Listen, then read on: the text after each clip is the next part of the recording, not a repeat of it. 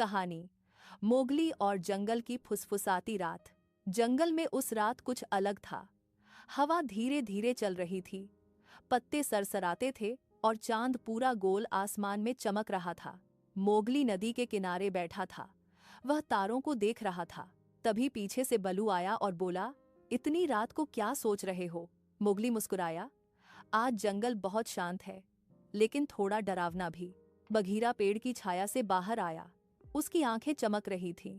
कभी कभी शांत रातें ही सबसे ज्यादा कहानियां सुनाती हैं, उसने कहा। अचानक जंगल में एक धीमी आवाज गूंजी, हूँ वू। मोगली चौंक गया। बंदर तुरंत पेड़ों पर चढ़ गए, हिरण झाड़ियों में छिप गए। बलू बोला, ये कैसी आवाज थी?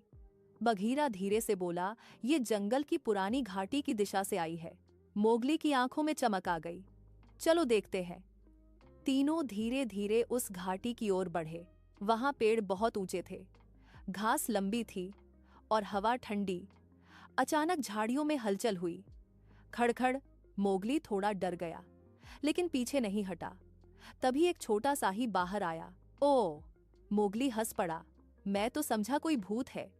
साही बोला, मैं भी उसी आवाज से डर गया था। जैसे ही वे आगे बढ़े, उन्हें घाटी के बीच एक बड़ा पत्थर दिखाई दिया। पत्थर के पीछे से वही आवाज फिर आई, हूँ। मोगली ने धीरे से झांका।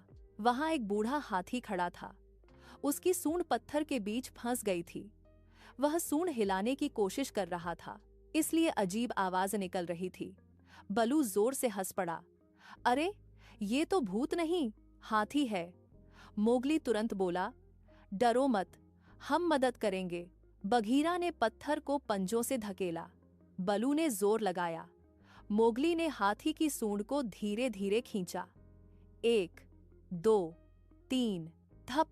पत्थर हट गया और हाथी की सूंड आजाद हो गई।